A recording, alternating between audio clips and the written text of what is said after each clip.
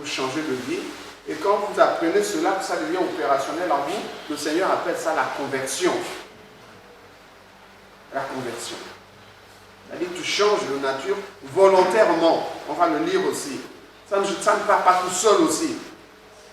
Il y a un acte volontaire au-dedans du cœur, un engagement volontaire que le Seigneur doit voir pour accomplir.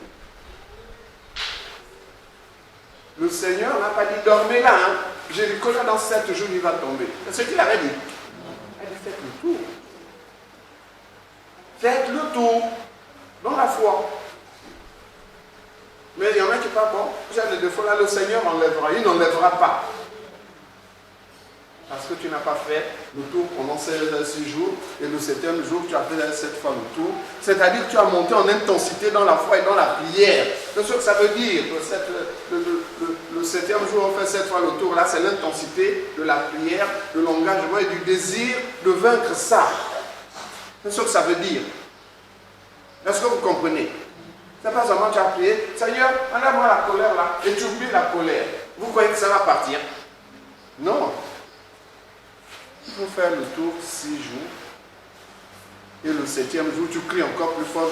Le 7e jour là, le 7e tour là, tu cries encore plus fort. C'est l'intensité de ton désir au-dedans du cœur, l'intensité de la prière, l'intensité de ta volonté, de ton effet. Et le Seigneur accomplit toujours quand tu vois ce zèle-là dans le cœur de l'homme. Quand tu vois ce zèle-là. On va lire Éphésiens chapitre 4, apparemment à partir du verset 17. Éphésiens 4. Donc c'est une introduction. Nous allons y revenir régulièrement, systématiquement. Pendant tous ces jours-ci, nous avons appris à connaître qui est Jésus-Christ. Qu'est-ce qu'il est venu faire sur terre? Quelle est sa nature? Quelle est la mission qu'il est venu accomplir pour chacun d'entre nous? Maintenant, il revient pour nous à faire notre boulot à nous. Jésus-Christ a déjà fait le sien, il ne demande plus qu'à accomplir. Maintenant, on a un boulot à faire. Un boulot à faire. Le boulot des Israélites a été de faire le tour de Jéricho. Oui, vas-y. À partir du verset 17. À partir du verset 17. Voici donc ce que je dis et ce que je déclare dans le Seigneur. Ce que vous ne devez plus marcher comme les païens, qui marchent selon la vanité de leurs pensées. On va d'abord s'arrêter là. Et voilà comment les païens marchent. Ils marchent selon la vanité de leurs pensées. Ça veut dire quoi? Une pensée naît dans ton cœur, tu la prends pour ta pensée. Je venais de vous donner un exemple. Tu as dit tranquillement à la maison, et tu as la pensée sur telle personne, immédiatement après, tu penses à une situation mauvaise entre lui et toi. Et tu prends déjà la décision d'avant de ce que tu vas faire. Mais tu es en train de dire au démon, il faut m'accomplir ça. Il faut me créer cette situation-là pour que j'agisse de la manière que vous m'avez déjà dicté là. C'est ce que ça veut dire. Et ça s'accomplira toujours si vous ne savez pas. Quand tu penses au-dedans de toi, la personne là, en tout cas, si elle me fait encore quelque chose, elle va voir. En tout cas, je n'ai pas apprécié ce qu'il m'avait fait l'autre jour là. Comment il peut me faire une chose pareille? Tu es en train de négocier la vengeance avec les démons à cet instant. C'est ça que le Seigneur appelle la vanité du cœur. Vous comprenez? Relis là. Voici donc ce que je dis et ce que je déclare dans le Seigneur. Ce que vous ne devez plus marcher comme les païens, qui marchent selon la vanité de leurs pensées. Donc vous ne devez plus marcher selon toutes les pensées qui naissent dans votre cœur. Vous ne devez plus être comme ça. Dieu n'a pas dit que les pensées vaines ne vont plus naître en vous, parce que vous êtes enfant de Dieu et elles vont naître. Mais c'est maintenant à nous de nous tenir pour morts par rapport à ces pensées, c'est-à-dire que ces pensées-là ne peuvent plus prospérer en nous. Nous ne pouvons plus les accepter, nous devons les rejeter. Donc si tu vois au-dedans de toi un conflit qui naît avec une personne qui n'est même pas là physiquement, Tu sais là, par là, que ce sont les démons qui sont en train d'échafauder un plan et que tu veux que tu acceptes. Voilà ce que le Seigneur appelle la vanité du cœur. C'est le cœur de Pierre qui accueille les pensées des démons et que l'homme prend pour ses propres pensées et il réagit par rapport à ça, alors qu'en fait, il est en train d'obéir aux démons. Les démons sont en train d'éduquer son cœur, de l'instruire, de lui donner des instructions et il accepte ça. Il doit être ainsi pour vous. Vous devez apprendre à détecter sans vous et le rejeter. Un autre exemple. Le Seigneur, avec ses disciples, traverse un village et on les chasse. Vous êtes des juifs, allez, partez là, on ne veut pas de vous ici, là. Jacques et Jean disent, Seigneur, permets-nous seulement d'invoquer le feu du ciel, là, ça va venir consumer ces mécréants, comme disent les musulmans, ces mécréants-là. Comment ils peuvent nous rejeter? Nous tous sommes des gens de bien. Ils se prennent pour qui? Hein? Le Seigneur, qu'est-ce que le Seigneur a répondu? Quelqu'un sait?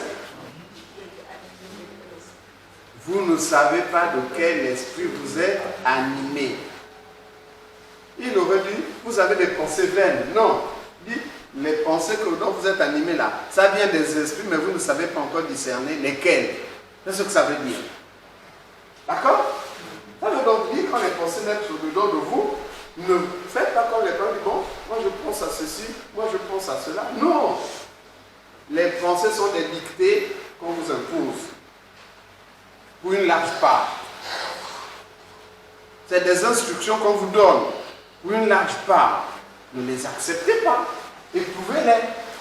Ça, c'est quel esprit? C'est l'esprit de Dieu. L'esprit de Dieu a ses pensées. Ce sont les démons. Les démons ont aussi leurs pensées. Votre devoir, c'est de trier maintenant. Ça vient de l'esprit de Dieu. Ok, j'accepte. Ça vient des démons. Ça, je refuse. Et nous apprenons comment discerner que ça, c'est les démons, ça, c'est l'Esprit de Dieu. Ceux qui sont conduits par l'Esprit de Dieu sont quoi? Fils de Dieu. Mais comment saura-tu que ça, c'est l'Esprit de Dieu et ça, c'est les pensées vaines? Il faut que tu apprennes à discerner. Sinon, comment tu vas être conduit par l'Esprit de Dieu? Vous ne voyez pas qu'il y a un problème? Si tu ne discernes pas l'Esprit de Dieu, tu marches comme les païens. De temps en temps, tu obéis à Dieu, tu ne le sais même pas. Tu obéis tout le temps aux démons, tu ne le sais même pas, tu crois que tu fais bien. Non. Donc nous devons apprendre à discerner ça. Reprends la lecture, frère. Voici donc ce que je dis et ce que je déclare dans le Seigneur. C'est que vous ne devez plus marcher comme les païens qui marchent selon la vanité de leurs pensées. Verset 18. Ils ont l'intelligence obscurcie. Quand tu marches selon la vanité de ton corps, ton intelligence est bloquée. Vous comprenez? Ton intelligence est bloquée. Ensuite. Ils sont étrangers à la vie de Dieu. Donc tu ne peux pas obéir à Dieu. Du coup, tu ne peux pas mener la vie que Dieu veut. Ensuite. À cause de l'ignorance qui est en eux. À cause de l'ignorance. L'ignorance là, c'est quoi? C'est pas l'ignorance de la parole de Dieu. Non. L'ignorance dont il est question ici, c'est le manque de discernement, le manque d'intelligence. Vous comprenez? C'est cette ignorance-là. Beaucoup ont lu la Bible des dizaines de fois et récitent même les versets par cœur. Mais il manque de discernement. Ensuite? À cause de l'endurcissement de leur cœur. Voilà. L'endurcissement du cœur, ça dit qu'ils veulent toujours faire ce qu'ils veulent. Et les démons en profitent. Est-ce que vous comprenez? L'endurcissement du cœur là, c'est le fait que la personne prend toujours toutes les pensées qui viennent au-dedans de son corps comme ses propres pensées. Et comme les pensées de l'homme sont tous les jours tournées vers le mal,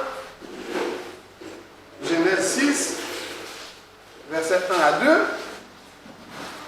ben, les démons se frottent les mains. Oui? Continue la lecture.